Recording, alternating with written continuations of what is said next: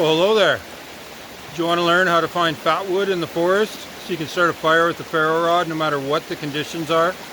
Today I'm taking a walk up a little random creek not too far off the side of the road, and I thought while I was doing it I'd have a look for some fatwood because my supplies are getting a little bit low, and even though it's coming into summer and it's an easy time to get your fires going, I thought this is a great time for me to find a little bit more, show you guys how to find it, how to use it, and that way you can find your own, and always make sure you have a really good source of fatwood for starting a fire in the forest. Now, some of you guys might be wondering, what is fatwood and why is it important? And fatwood is sap-soaked wood that catches fire really easily, and it is by far, without a doubt, my favorite natural fire starting material that you can find just about anywhere in North America and across the world if you just know what you're looking for and how to find it. So the main thing you're looking for when you're trying to find fatwood is coniferous trees or evergreen trees with their needles. Now a lot of them, especially when they have some sort of a trauma, like a branch gets broken, or maybe the tree gets blown down in a windstorm, or even if the tree has been dead for quite a while, right at the end of the branches where they come out of the trunk, a lot of the times they'll kind of build up that sap in that location, and that's what we're looking for. So sometimes, especially along a creek like this, you're going to find logs and stumps that are kind of half rotten. They've been in the water for quite a while, and a lot of people will walk right past that and think there's no way, that stuff's soaking wet, it's not going to start a fire. But if you know what you're looking for, you can find those little knots of fatwood in there, and you take your axe or your knife and you break off a couple little pieces, process them down, and they'll be some of the best fire starter you'll ever find. So the main species of trees that we're looking for, especially around here, are Douglas fir and spruce. Now sometimes, depending on where you are, pine is another really good source for fatwood. However, unfortunately around here, it's just too wet. We get way too much rain and we don't get a lot of pine growing in this forest. You get into the interior of BC where it's a lot drier and you get a lot more pine, and it is one of the sappiest, most resinous trees out there, and is an amazing source of fatwood. But today I'm mainly looking for Douglas fir. Now in this climate, Douglas fir grow to be extremely old and extremely large, and that's not necessarily what I'm looking for. I'm looking for more of those medium-sized trees that have had something happen to it that caused it to fall over or break off while the sap is flowing hard. Alright, I just spotted my first good candidate for some fatwood, and it's actually a pretty rotten looking piece of wood that's been in the creek for quite a while, but it has a big knot where a branch had been coming through it. So a lot of times when you see that and everything else around that knot is rotten except for the knot, that's a good indication that it's full of sap, and that's the reason why that portion is not rotting. And I say hopefully, because you never know for sure. Sometimes I'll find a piece I think is the perfect fatwood candidate, you crack it open and there's nothing in it. Other times you think, maybe there'll be something in there. You open it up, and before you can even see it, that smell hits you, those terpenes, that sap smell. So I'm going to go over, I'm going to pull my axe out, I'm going to chop this little chunk up, and hopefully we find a nice big piece of fatwood I can bring home with me. Alright, well there's nothing in that one, so you never know.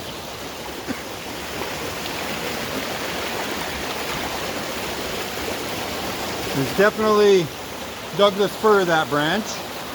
You could tell once I opened it up, didn't have any cedar smell. It was a little harder than cedar, and oftentimes in this area the cedar can form those same formations, but they don't have the same sap capability. They don't flow the same amount of sap, so it just doesn't form the same. And for me, that's okay. I don't need to find fatwood the first time every time, because I'm not in a critical life-saving moment. I do have some in my pack just in case, but today's a gorgeous day for a walk out in the river.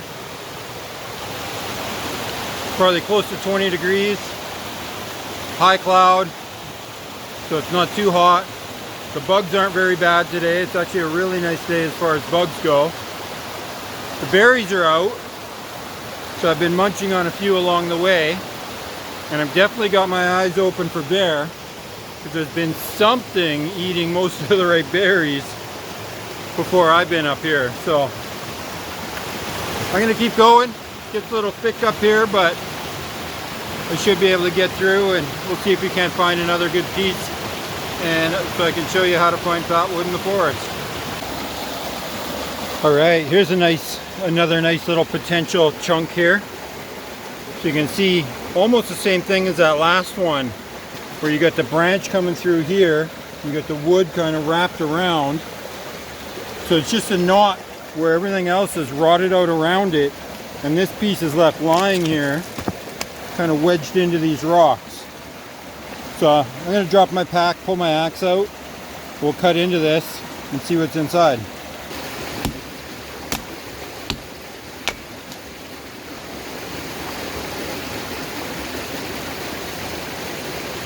Good.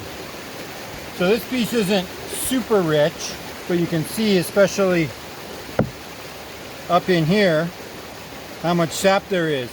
And this is solid and waxy feeling. You see those little chips, how they just kind of chip off like that. So I'm going to kind of peel this one open. I'll take all this soft stuff off the outside here. I'll get down to just the core. I kind of took a bunch of it off. But it's got the right smell. I like it when it's a little more red. This is more golden and yellow. You can see some spots have more red. But we'll see when we get to the inside. With how solid this is and how heavy it is, chances are there's some more dense, better pieces right in the middle.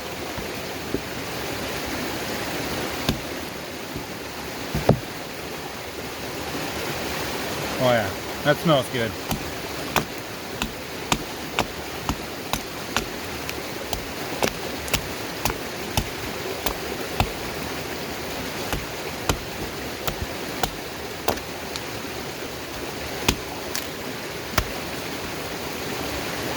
Yeah, that's better. Still pretty golden. Not as red, but it smells amazing.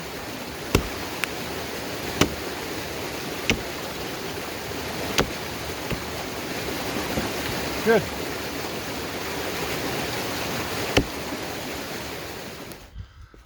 All right, so a little bit of a scene change here. Down in that creek, it was so damp and so moist down there. 95% of all of the trees were either cedar or maple, and neither of them are good sources of fatwood. So I came up the mountain a little ways, and the sun's clear, or the clouds cleared a little bit, and the sun's popping out.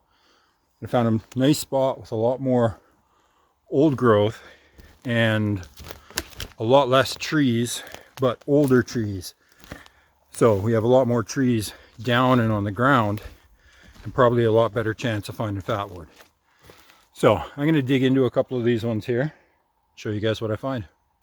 All right, so here's a little chunk I just found laying in the ground, soaking wet on the outside, but it's heavy, it's really dense. And it had that same structure we were showing you down in the creek, where it's a branch that about this much of it used to be inside of the tree, but that was the branch that was sticking out. And so when it died, it looks like it broke off. It's pretty old and rotten here, but it's super dense, which signifies to me that it's probably full of a lot of sap. And when I just banged it in against this big log here, a lot of the loose stuff broke off, but the core of it feels really dense and solid. So I'm going to split it up, let you see what's inside. So here you can see the inside is completely rotten, but around the outside here, it's still nice and solid, which is where the sap is. As we work our way farther up here and we get to the core where the tree used to wrap around it, that's where we should find the majority of the sap.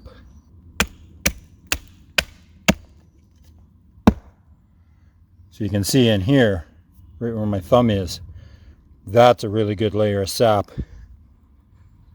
It smells good. And you can see these little pieces that break off here. You can see the resin in them. And that red color, that's going to catch up real good. So I'm going to peel this one, basically see if I can't get that inside core out. Peel all this loose stuff. Well, actually here, I can get the inside core out just like this. And here, this little bit of outside is full of sap. That is going to be some real good fire starter. So already, great choice to move locations. Come out here to this different little section of forest, because the first piece I found looks like some real good material. Let's see what else we can find. Well, this is kind of cool. Big old tree blew over, ripped its roots right off the rocks. You can see how shallow the root mat is, and just peeled itself right off the granite.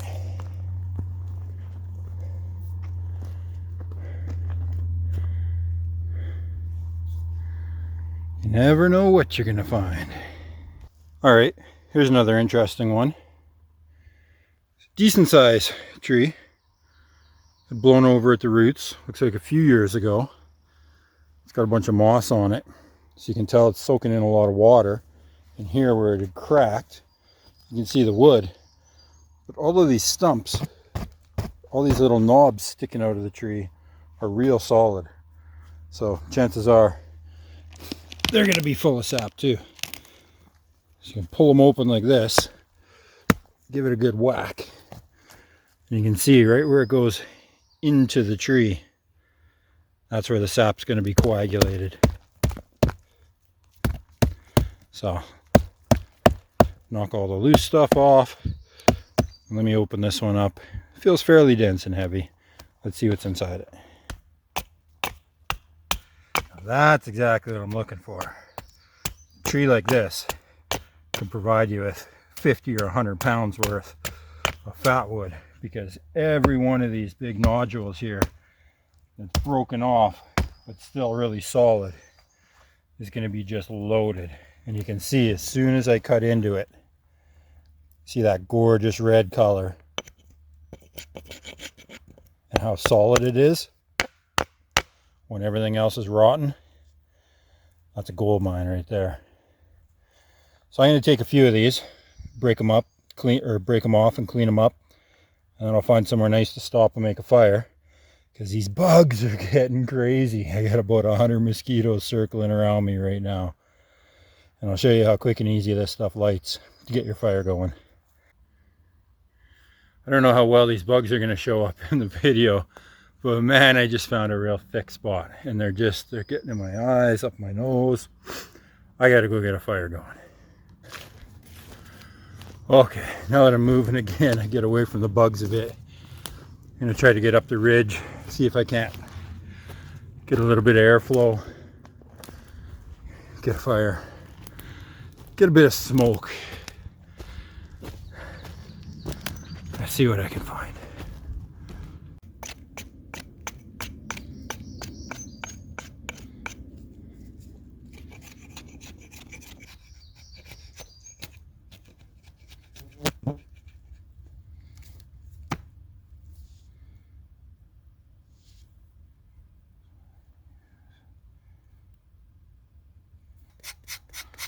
So you can see what I'm doing here is I took that bigger chunk of fatwood, just used my axe and kind of feathered up a little bit of it.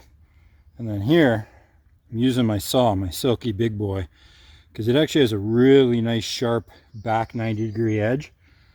And it just fuzzes up this fatwood really nice. And that's the part, oh, bug in my eye.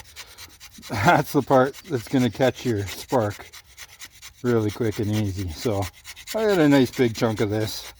You know, I just gathered up a whole bunch of fatwood off of that tree, so I'm gonna make it easy on myself, especially since it's so buggy right now. So I'm gonna just kind of take the bigger pieces, put them in there with that bigger pieces of fatwood I just fuzzed up. I am gonna take this and just peel myself off. This is kind of from the inside of that piece there. Just peel myself off a couple of slightly bigger pieces.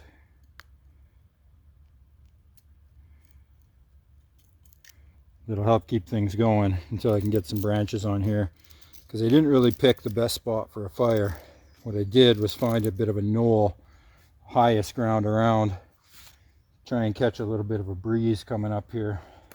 Didn't really prep a nice fire bundle for this one, so let's see if we can land a spark in the right spot. There she goes. Now I'll get a couple of these other slightly bigger ones on, and they'll give me enough time. You can see how it burns a little black. That's all those terpenes in there.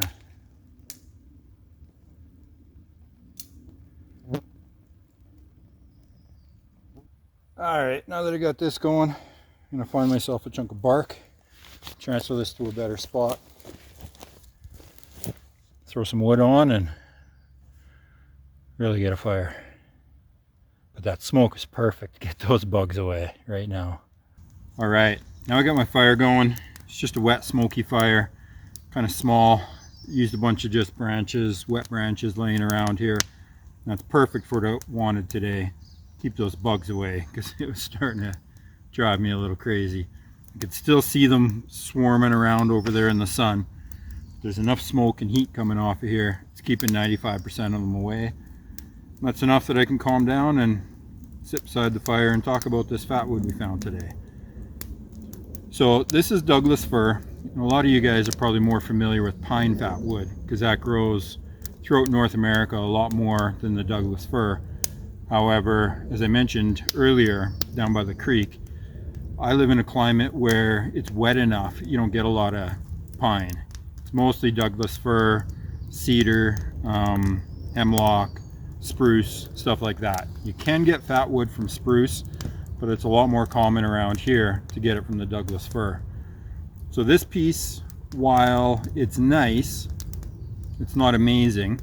I left the rest that I harvested down this little knoll that's on the trail to go back to the truck. Probably got about 20 pounds in about 20 minutes off of that one log there. And that's enough that I'll take it home, I'll prep it all up.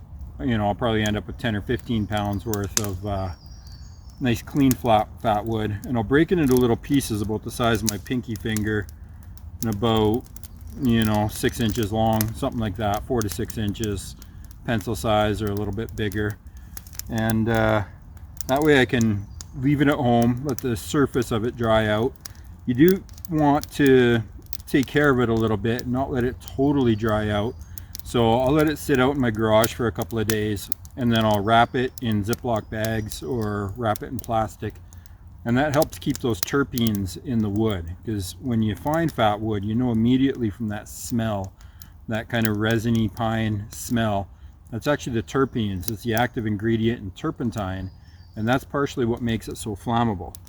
So you don't want to completely dry it out, because even though it will still work, it won't be quite as good as fresh fatwood.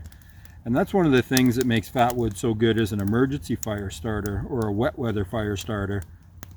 Like around here, we had rain last night. We've had rain just about every day for the last 6 months. We're supposed to have some nice weather coming, and it's going to dry things out quite a bit, but everything around here is soaked. You know, any branch you pick up off the ground, it's got water 3/4 of the way through it. If you pick up moss or something off the ground and squeeze it, you can literally squeeze the water out of it, because everything around here is so wet. So it does make it interesting for starting fire.